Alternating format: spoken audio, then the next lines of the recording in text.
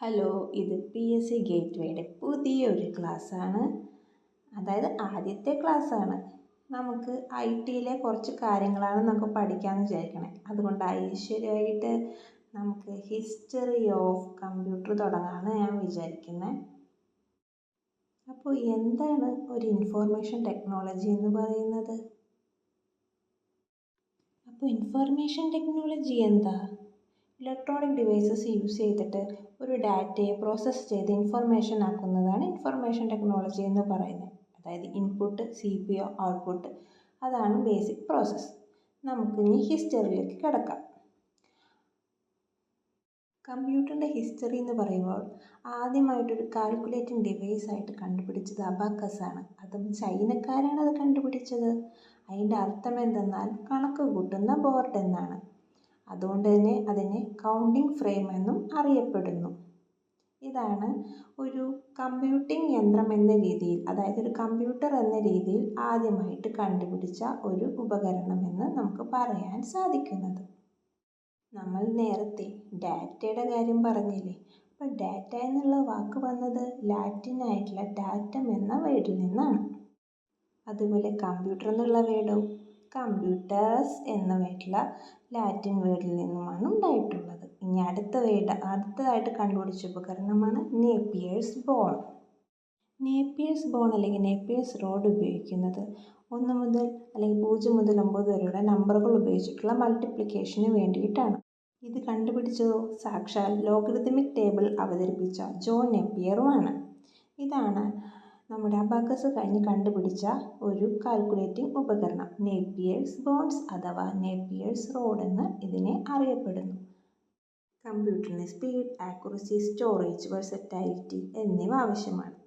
ഇനി കാണുന്നതാണ് നമ്മുടെ അടുത്ത ഉപകരണം, പാസ്കലെ, the first real mechanical calculating machine. അതുപോലെ തന്നെ ഫസ്റ്റായിട്ടൊരു ഓട്ടോമാറ്റിക് കാൽക്കുലേറ്ററും ആയിട്ടും ഇതിനെ കണക്കാക്കുന്നു. ഇത് കണ്ടുപിടിച്ചത് ബ്ലെയ്സ് പാസ്കൽ 1642-ലാണ്. ഇതിന് ശേഷമാണ് നമ്മുടെ കമ്പ്യൂട്ടറിൻ്റെ പിതാവ് എന്നറിയപ്പെടുന്ന ചാൾസ് ബാബേജ് പുതിയ ഒരു അവതാരം കൊണ്ടുവന്നത്. ഡിഫറൻസ് എൻജിൻ അല്ലെങ്കിൽ അനലിറ്റിക് എൻജിൻ ഇതെല്ലാം അവതരിപ്പിച്ചത് അതിന് ശേഷമാണ്. ഡിഫറൻസ് എൻജിൻ 1822-ലാണ്. പോളിനോമിയൽ ഫങ്ഷൻസും ഗിയേഴ്സും ആൻഡ് ലിവേഴ്സാണ് ഇതിൽ യൂസ് ചെയ്യുന്നത്. അനലിറ്റിക് എൻജിൻ എന്ന് പറയുമ്പോൾ ഇതിൽ കൂടുതൽ ഓട്ടോമാറ്റിക് ആയിരിക്കും കാര്യങ്ങൾ. അതായത് ഡിഫറൻസ് എൻജിനിൽ നമ്മൾ യൂസ് ചെയ്യുന്ന ഗിയേഴ്സും ലിവേഴ്സിന് പകരം കൂടുതൽ ഓട്ടോമാറ്റിക് ആയിട്ടാണ് കാര്യങ്ങൾ വന്നിരുന്നത്. 1833-ലാണ് ഇത് നമ്മുടെ ചാൾസ് ബാബേജ് കണ്ടുപിടിച്ചത്. ഇതിൽ നിന്നും നമ്മൾ വേൾഡ്സ് ഫസ്റ്റ് ഇലക്ട്രോണിക് കമ്പ്യൂട്ടർ എന്ന രീതിയിൽ നമ്മൾ ഇൻവെൻറ്റ് ചെയ്തതാണ് ENIAC. ENIAC, ENIAC. ENIACിൻ്റെ ഫുൾ ഫോം എന്താണെന്നറിയണ്ടേ? Electronic numerical integrator and computer അല്ലെങ്കിൽ കാൽക്കുലേറ്റർ എന്ന് പറയും. ഈ കാണുന്നതാണ് ENIAC എന്ന് പറയുന്നത്. ഇതിന് ശേഷം വേൾഡിലെ ഫസ്റ്റ് കൊമേഴ്ഷ്യലായിട്ട്, അതായത് നമ്മൾ ഏതൊരു ഉപകരണം കണ്ടുപിടിക്കുമ്പോഴും അത് എത്രത്തോളം പബ്ലിക്കിന് ഉപയോഗപ്രദമാകും എന്ന രീതിയിലേക്ക് നമ്മൾ മാറ്റുവാൻ ശ്രമിക്കും. അങ്ങനെ വേൾഡിൽ ആദ്യമായിട്ട് ഒരു കൊമേഴ്ഷ്യൽ കമ്പ്യൂട്ടർ മുമ്പിലോട്ട് വന്നു. അത് കണ്ടുപിടിച്ചത് 2 വ്യക്തികളാണ്, ജോൺ മക്ചിലിയും ജെ പ്രെസ്പർ ഇക്കർട്ടുമാണ് അത് കണ്ടുപിടിച്ചത്.